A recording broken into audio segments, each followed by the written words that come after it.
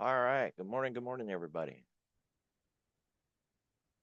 We're on the other side of the hump, and we're still looking at jobs data.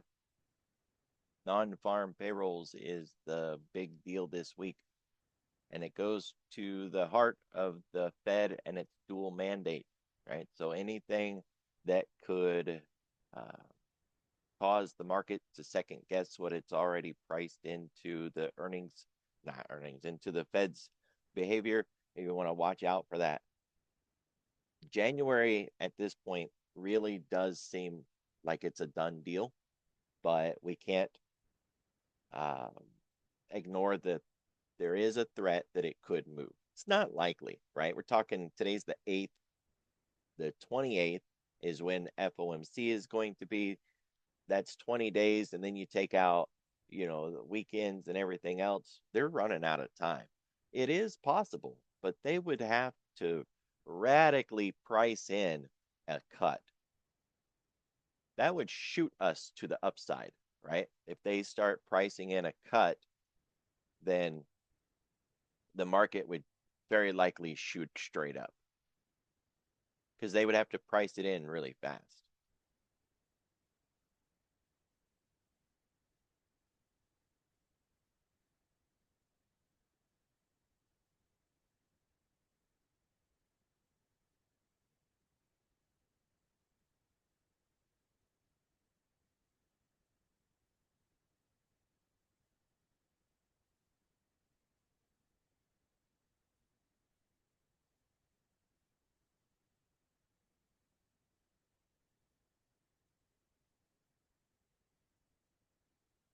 What you want to be watching for after any of the headlines that come in, the economic event schedule at 8:30, 10 o'clock, right? Everything that's on our schedule after every event, if we see significant changes to market structure and pricing, come in and just take a peek, see if they're unwinding this, pause, and pricing in a cut.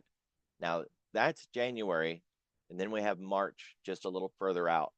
And you can see that from March, we're at 37% chance that we get a cut, but we're still above 50% chance that we don't get a cut. And that's what we want to continue to keep our eye on there too. And you can see in the last 24 hours, we've increased the probabilities that we don't get a cut, that we pause for March as well. These are the things that's keeping us stagnant. The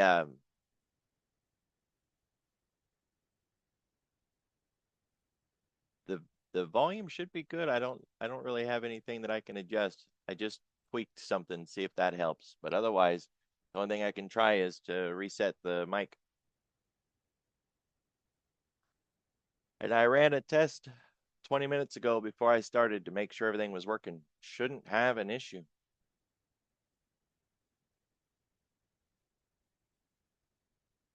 We'll see if that fixes anything. I just bumped the settings a little bit.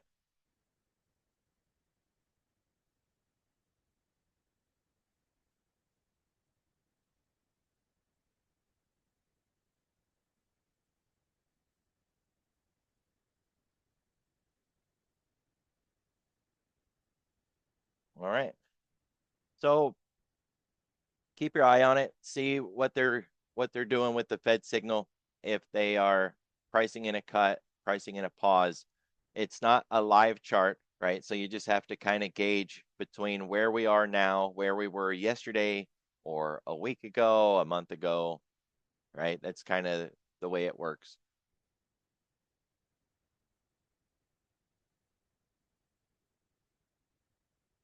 It is jobs week, so all week we continue to get various forms of jobs data, but the big one is non-farm payroll on Friday.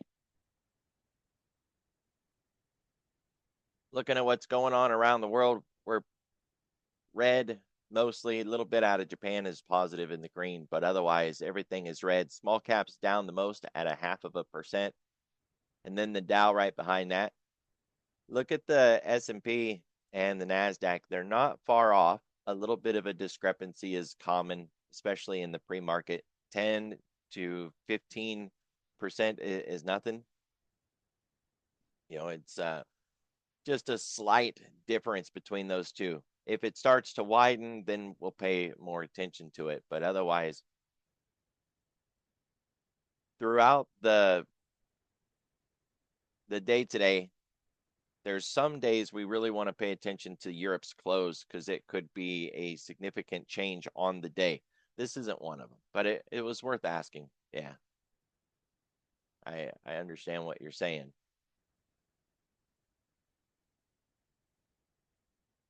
Shouldn't be an issue today. So here we go with the jobs data. This is a mild discrepancy. And as I pointed out yesterday, the big banks are really focused on this. We've got two sides of the coin. And there's a lot of analysts on both sides of the fence, not just with jobs, but with a lot of what's happening in the current market, in the current backdrop. Just remember, there's a whole lot coming at us. We've got government funding issues that need to be dealt with. They got the new ACA, or the Affordable Care Act, that is also getting brought up again. And if they tie that to funding, then we're not going to get funding. The government's going to get shut down again. I mean, there's just a whole lot of stuff going on. And that's just here. If you were focused on China in the last few years, China's got this really big event that kicks in the late part of January into the first 2 weeks of February. And, China just dumps money in whatever area that it wants to bolster. State-funded companies, they're hard to compete with. So we have that coming. QRA, there's a lot of risk headed our way towards the end of the month. But at the moment, the biggest things is non-farm payroll on Friday and OPEX next Friday. I know it seems really early in the month to already be doing OPEX, but it's always the third Friday of the month. That's just the way it is, right? So next week we've got OPEX, and so we have to be on that as well.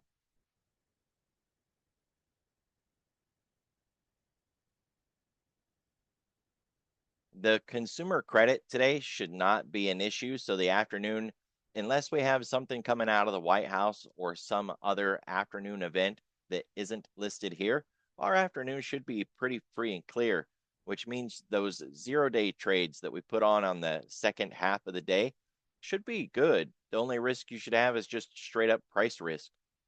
That's nice, right? It's a good change of pace compared to what we've seen lately.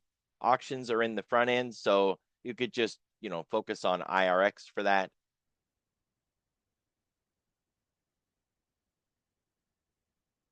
We're going to get some nat gas today, some data on that, but I'm not really expecting anything.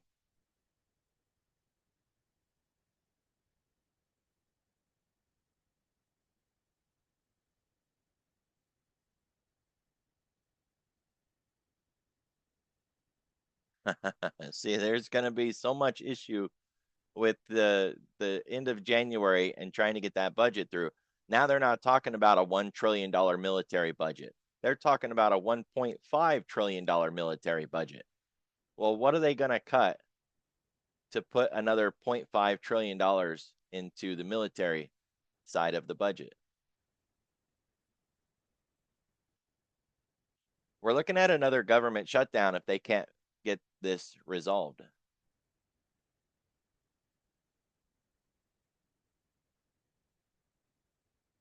All right. For issues coming out of the White House, it looks pretty good, low risk based on current schedule. So unless that schedule changes, the afternoon should be free and clear for one of our 0-day plays.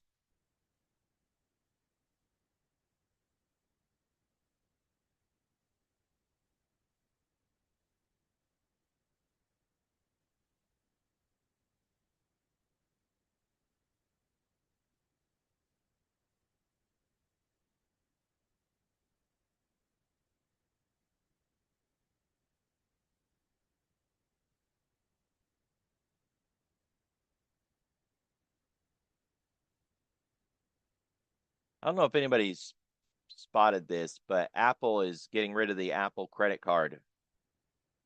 JP Morgan Chase is going to take that over. Apple's really cutting back on a lot of things.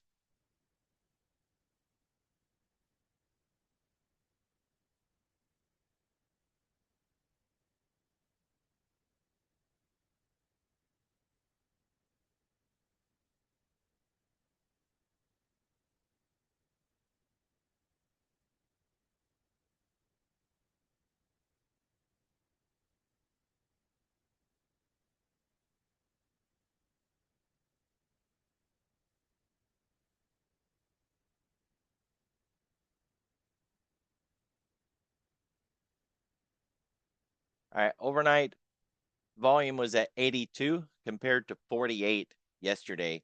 The average is somewhere between 55 to 65. I used this as a gauge to see how the participation levels were last night.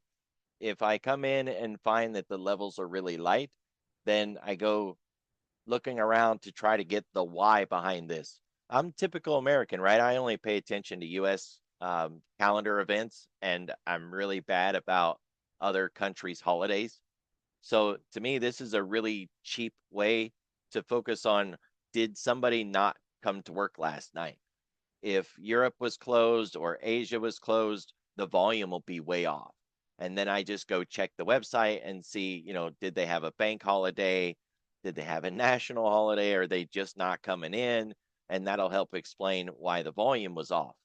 If everybody was here and the volume was still off, then I know that they were sitting out last night, usually in a hurry up and wait mode for some big event to come in. And that gives me the heads up that, hey, something's coming. They were sitting out last night. They were worried about it. This shows that they did not sit out last night. They were in and participating. But what did they really do? You know, we didn't get much done when Asia opened, dumped us down into the Europe Open, and then Europe started to run us back up again into the halfback of the Globex. Now we're just hanging out around VWAP like a zipper play. That's about all we got. So what did they do with all that volume last night? It's also the same logic of, getting the work done. It's really easy to forget as traders, especially, when you're trading the futures, that we speculate, right? We get in, we think the ES is going to go up or down. We take the trade and we get back out again because we're just trying to monetize the move from it going up or down. But a lot of these institutions, they're moving these futures or trading these futures because they're trying to manage payroll or they're hedging their coffee contracts, or you know what I mean? They're not trading these as some speculation product trying to make a dollar off of the fact that it moved up or down. So we need to be aware of their participation and whether or not they got any of it done. The theory would be, say, Jane gets the call at 1 o'clock. The boss says, hey, I need you to pick up 75,000 contracts. Well, she can't just go in there and buy up 75,000 contracts or unload 75,000 contracts. That would smack the market, and then she'd get dragged into the floor and have to explain herself to the feds and why she was doing market manipulation and all kinds of stuff, right? She's going to have to feather those trades in through the market in a way that doesn't just collapse the system or spike us to the moon. It takes time to feather in that size. And that's just one example, one firm. You start adding multiple firms, they should be in there trading all night long, all day long. There should be activity, and we should see that activity come through in the volume. So when the volume is really light or the lack of participation is highlighted, we should be sitting in the mid 50s and we come in and it's in the mid 30s, then we know that they sat out and they didn't get their work done yet. But we know the work has to be done every day. So if they didn't do it in the Globex, you can bet they're going to try to get it done in the regular trading session. So it's a nice little heads up when the volume, when you come in the morning, is really light, shows that they haven't got their work done yet and that they may need to come in and get that work done later in the day. But the other side of that coin is true too. If you come in and we've got 120 in the volume and they've been, twice the amount of volume that we're normally used to seeing, well, they already got all their work done. Why do they need to come back in the middle of the trading session to get even more work done? It's likely that they won't.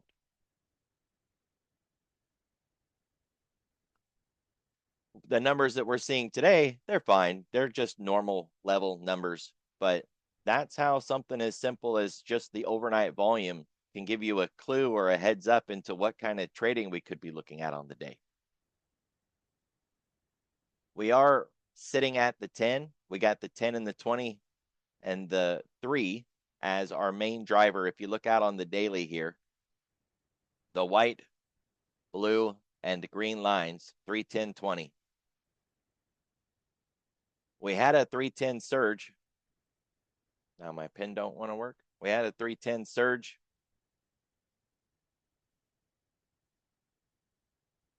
How's that going to be helpful? You only want to draw down there? Yeah, silly.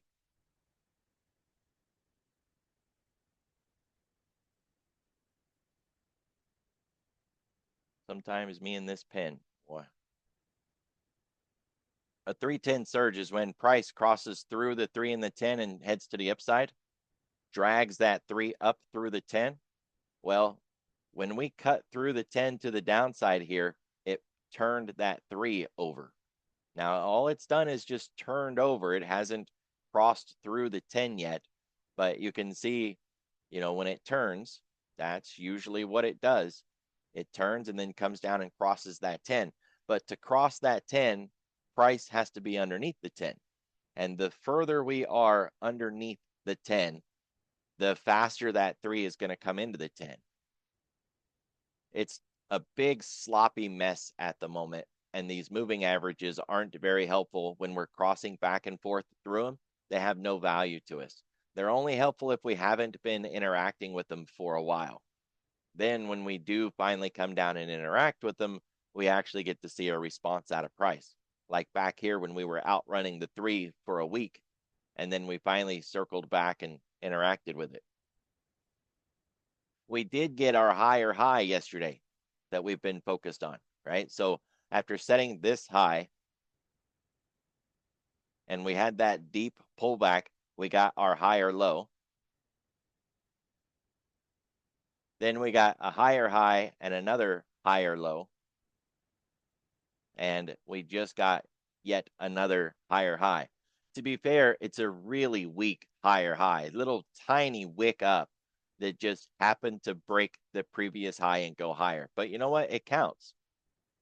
Depending on the time frame you were looking at, we stayed up there for quite a while, right? Quite a number of candles. I think it was over an hour that we were above that level. So, like it or not, it still counts. But now we've got the question, what's going to happen on this downside move, and whether or not we get to keep this higher high or we end up with a lower high. If we end up in a lower high, it just turns this entire thing into a really big topping pattern. It doesn't mean that we're going to come down and visit 6,600 just because we break this level. If we break that level, then it's more likely we're going to go to 66. So we got to keep our eye on this 68.50. I'm just rounding, but really it's this low that we need to focus on. We want to set a low here that is higher than this low, and then, giddy on up. Until we have that resolved, we don't have answers. We're technically in a trend because we've got the higher highs and the higher lows, but we're not going anywhere. And the wedge is still intact, even though we are rolled over now and we're kind of headed to the downside. The wedge is still there. So it is a rising wedge. We didn't get the big blow off top scenario that I was talking about yesterday. And now that we're headed down, we've got to see if the wedge is going to hold on the downside. Don't freak out if we wick through the bottom of the wedge. Wicking through the bottom is fine. There's absolutely nothing wrong with that. We could wick down underneath it and get into this 50 period moving average and come right back in again. The thing about a wedge that I've noticed over the years is how price should not get into this area here, right? If we were to break this down in between 0 and 100, with 100 being the very edge, you don't want price to get within, say, this 25% zone, right? The last 25%, this area. So you want price to do its thing in here and not get into that last bit. If it gets into that last bit, the behavior of price as it comes out of this wedge is not the anticipated behavior that we're expecting. So in this situation, it's a rising wedge. We would expect price to fall. If it gets into that last 25%, I've seen the opposite happen. Instead of falling, we end up rising. If this was a falling wedge and we got into the last 25%, falling wedges should pop to the upside. You get into that last 25, we end up going to the downside. Is it guaranteed? No, because nothing is, but that's what I've seen over the years, that the wedges are supposed to pop before price gets into that last little bit. And the clock is ticking on this particular wedge. We're running out of space. We're running out of time. If we continue to move to the right 2, 3, 4, 5 more bars, then we've exceeded that range that we shouldn't be inside, and price is likely to behave differently, like going up instead of going down. So I would like to get a good breakout here, even to the downside, into this 6750, 6800 area, just to stretch our legs a little bit before taking that next leg up into 75. At the end of the day, though, until we get out of this particular range, we don't know what we're going to get, right? So GTFO, we got to get out of the box.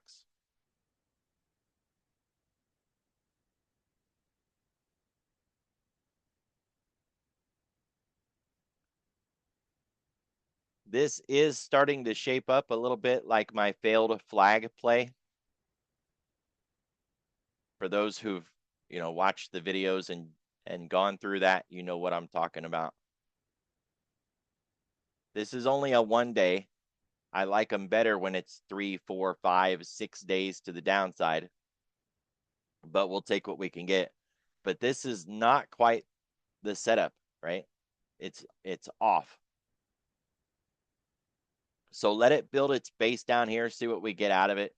But that would be the failed flag. And we don't know if it's failed yet, right? As far as we know, this is a bear pennant and it hasn't played out. If it's going to turn into a failed flag, then it eventually turns into a cup. Maybe that cup has a handle, maybe not, but we would end up with a flag pull on the other side.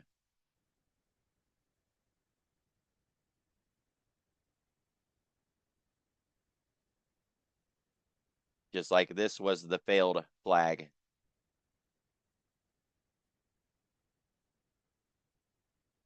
Didn't really flag though.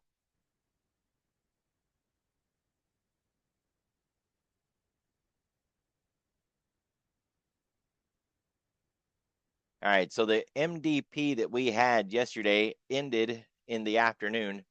We ended up not getting a missed daily pivot. Today's pivot is higher than yesterday's. That's bullish. Price opened underneath it. That's bearish. They kind of cancel each other out. We, at the moment, do have a missed daily pivot, but it won't count until the end of the day. If we look at the travel here, the move was really wide. The distance between each one was pretty significant. Then it got a little narrower. Now it's much narrower. So the advance each day of the moving the floor pivot has shrunk considerably. And we're underneath it. We were above it all day, above it all day, above it all day. Now we're underneath it. So you can see the regime change, right? It's just short-term stuff. The change in market structure. So if we want to continue to get that move to the upside, no matter how ugly it has been this week, then we got to get back above this line. If we continue to stay underneath this line, then we want to focus on the S levels below.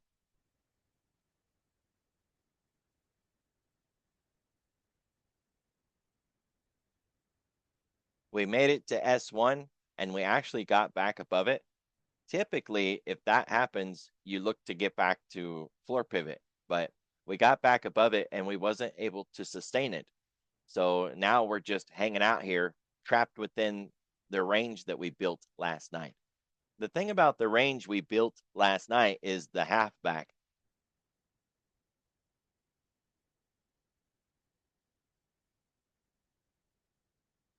We got to get back above the midpoint, 69.52, and keep it. We were able to get back up there earlier here, but this was like a liquidity gap, and this was a move to close that gap. And of course, we created one right there. That was a move to solve that gap. It's just really sloppy, nasty price, right? If we're going to get all this done and get back up to challenge this floor pivot up here, we got to get through this half. And right now we're magnetized around that 69.50 options level. And we need the market open to get that participation to really resolve this issue.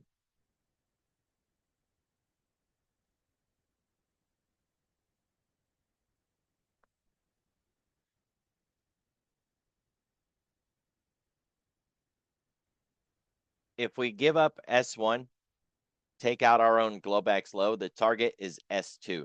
I know that doesn't seem like much, but we're talking a good 6 points. 6 points, 10 contracts, that works.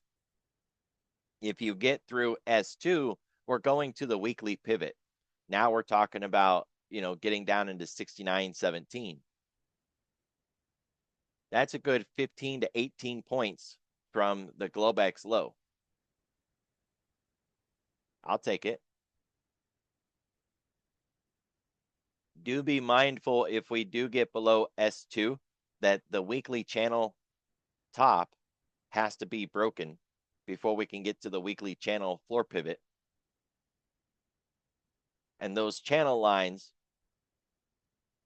they can impact price. So, just be mindful of that. Otherwise, the typical comment is S1, R2. Now, I know it might seem a little odd to be looking at S2 when we're down on the day, inside day breakout to the downside, and we're magnetized on S1, but it's the S&P, right? We know this thing. That recovery is really what I've been focused on. I've seen this so many times, right? So if we get below S1 and we don't make it to S2 and we come back in again, and then we sit here magnetized, it's a coin toss, 50-50. Maybe we go up from here, maybe we go down from here. All we got to do is mark the levels and see which direction it cuts. We get above this pivot, which is 69.60-ish. That's yesterday's low. So get back inside of yesterday's range, aim for the floor pivot. It's a 12-point move. I'll take it, nice and clean.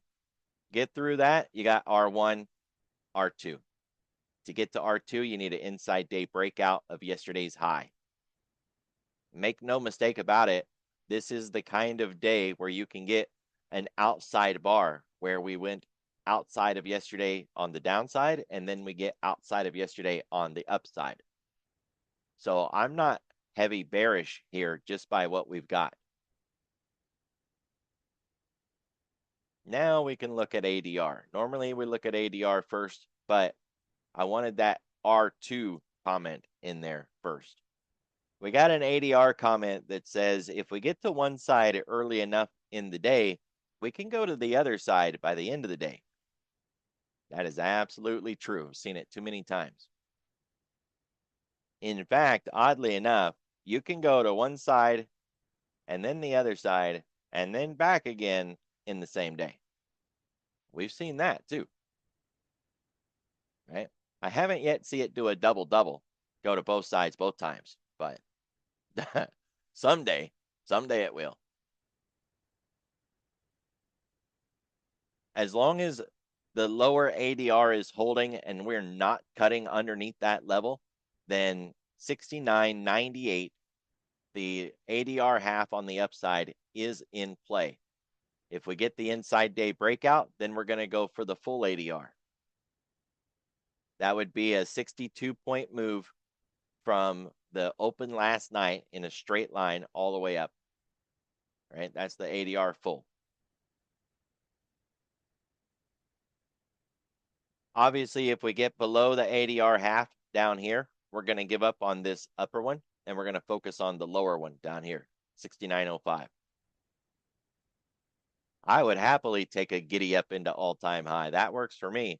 But I want a good, solid push, right? So I don't want to do it right in front of like government shutdown or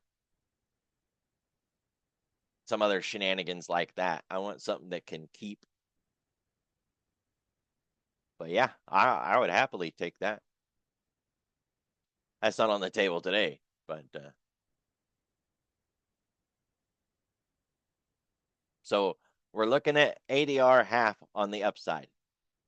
That is going to require an inside day recovery. So we got to get back inside the box. And it's all level by level. Get through our own midpoint and then get through yesterday's low, yesterday's mid, the ADR half, yesterday's high, the ADR full. Level by level by level. It always is, right?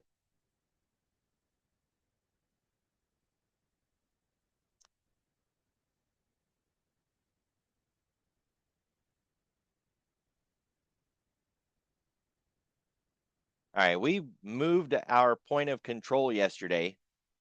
It was down here, and it is now up here. So we just put a ceiling on this thing. Now we can get through that. We built it, we can unbuild it.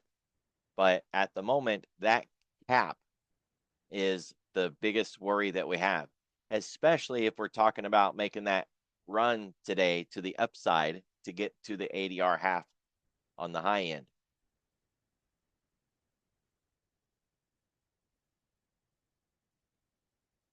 This is building out as a double distribution, and the low here, 69.32 cog line, is a critical level. Granted, we could use this Tuesday low too. I'm not averse to that. I would even put the two together and just call this the zone that we need to get through. It's still 69.32 at the end of the day. You cut through that, we're going to 6,900.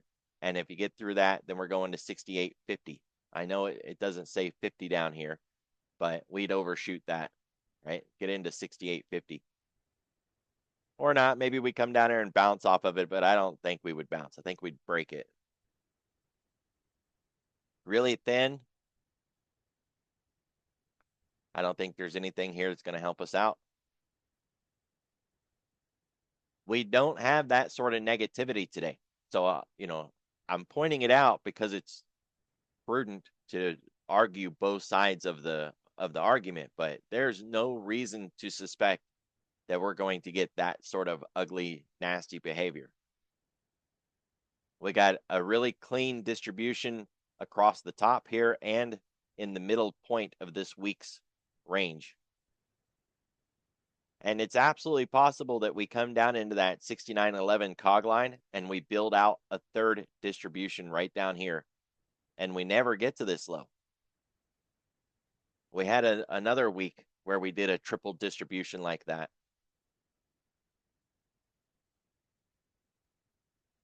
I don't see it at the moment, but maybe it was this one. And then it just got really ugly. Just remember, price can do whatever it wants, right? There's no reason to argue with price. It's like that old comment about where does the elephant sit? Wherever the hell it wants.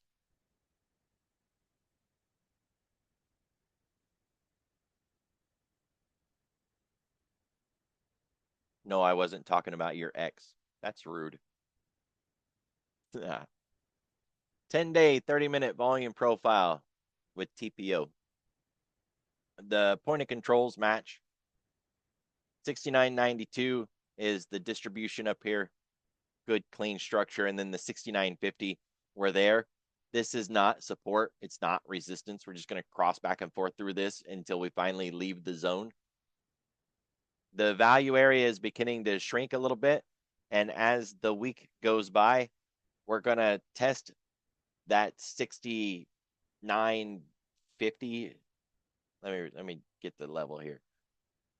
69.80 zone, right? This area up here. Because these are the candles that are going to be coming off as we end the week. The thing is, these candles are the ones that really matter for the current point of control, that distribution that we have.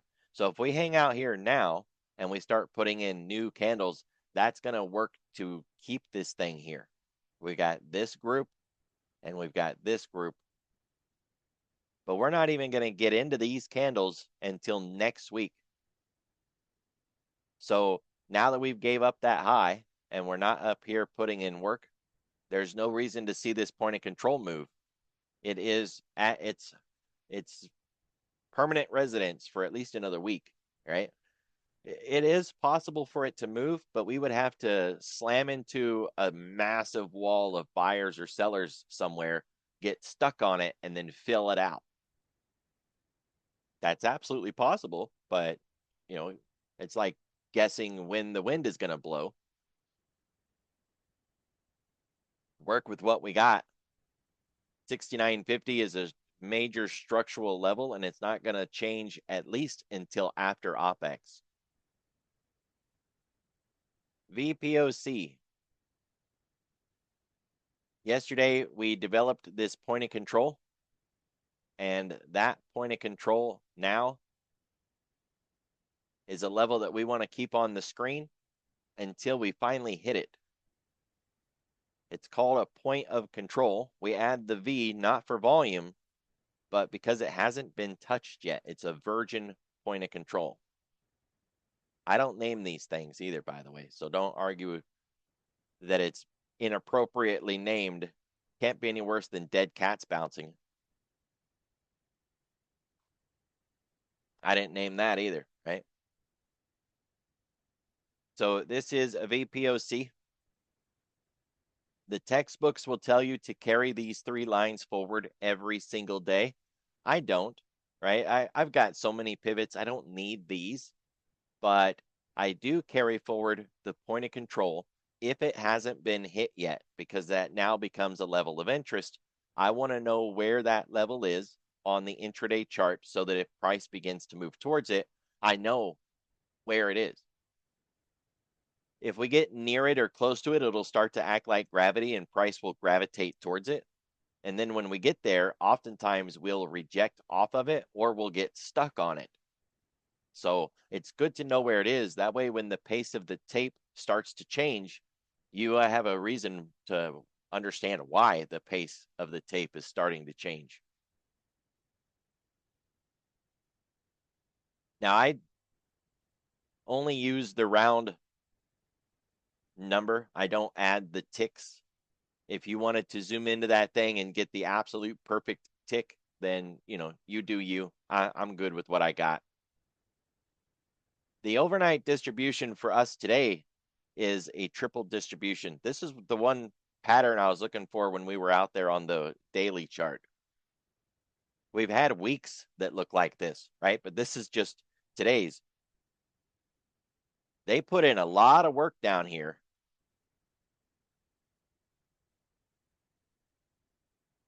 We were there for about an hour. We were up here for a couple of hours.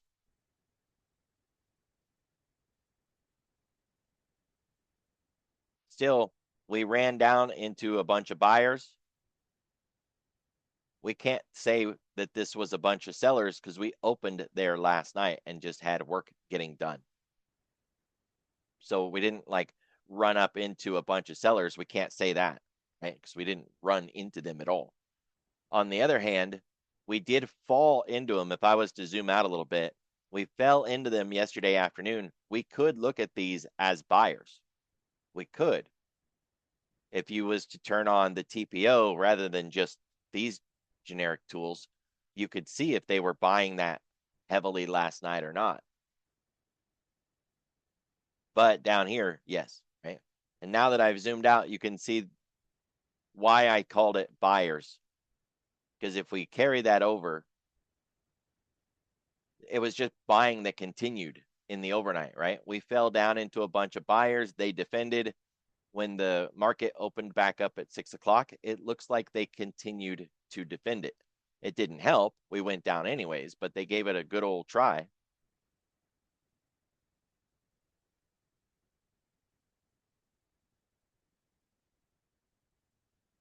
So now if we're going to try to get that upside move, this 3-hour zone that we developed last night, whatever that is, that's what we're going to have a hard time getting through this morning. Could tighten it up right there. It's a 5-point range, 69.70 to 69.65.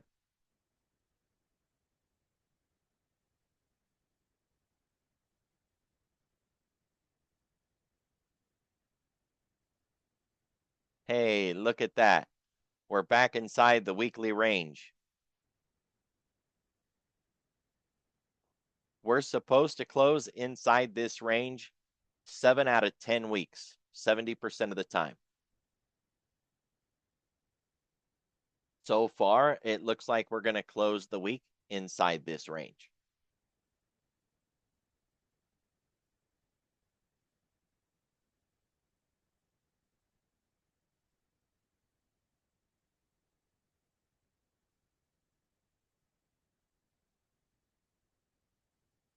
We're still above the 10-week by more than 1.25%.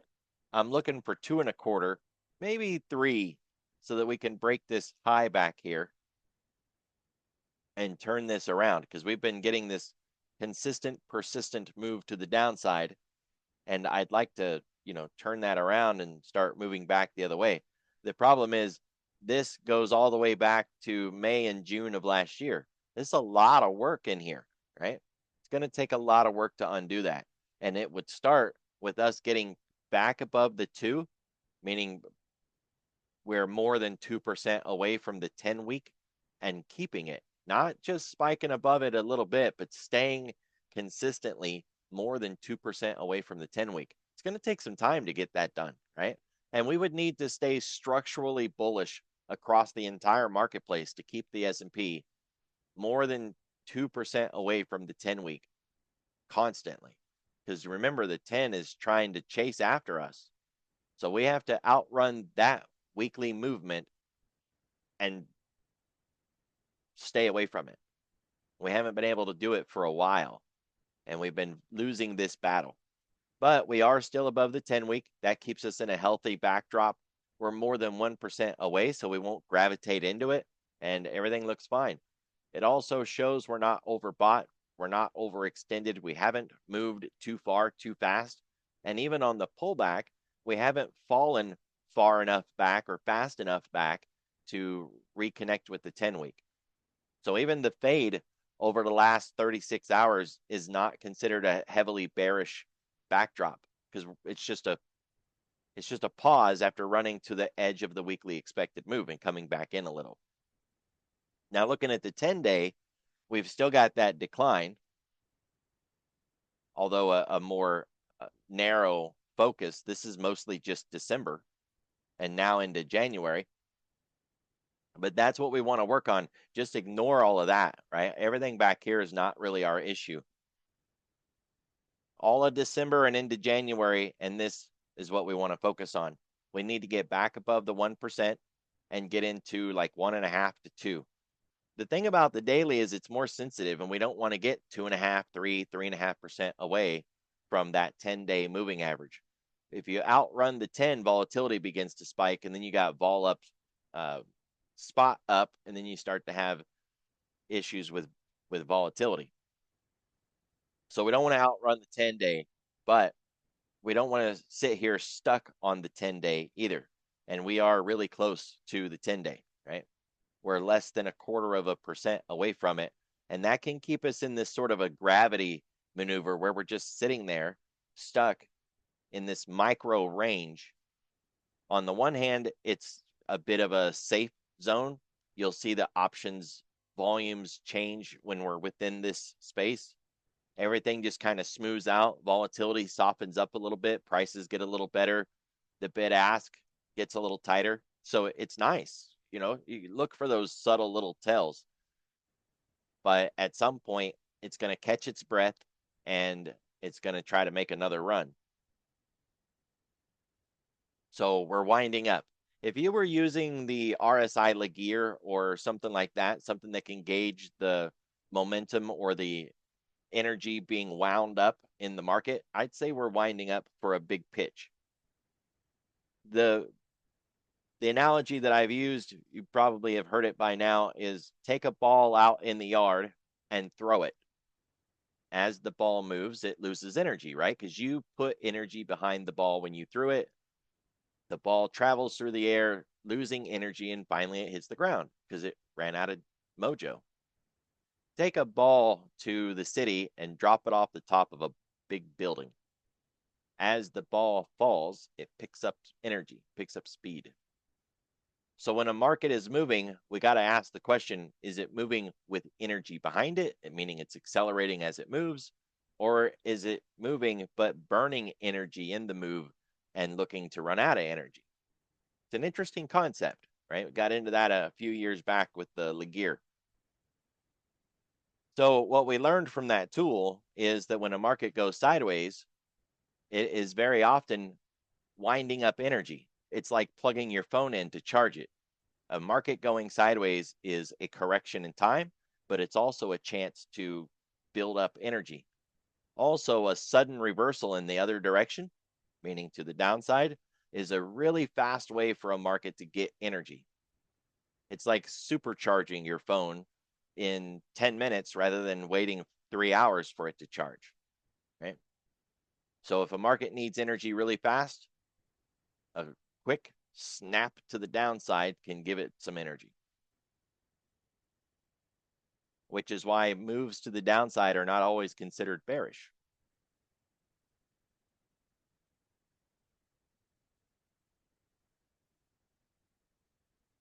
Come on, Thinkorswim. Don't break on me now, kiddo. Quitter. Looking at what's down this morning, we've got nat gas, precious metals, China, Bitcoin, metals and mining, more China, Bitcoin, more precious metals.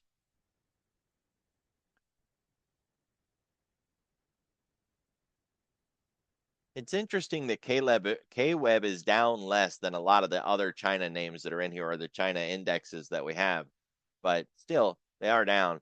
Look at the backdrop though. They're down on a heavy bullish run. So they made a nice run. Now they're pulling back, digesting a little bit. Makes perfect sense, right? It's what we want them to do. It's healthy. It's good.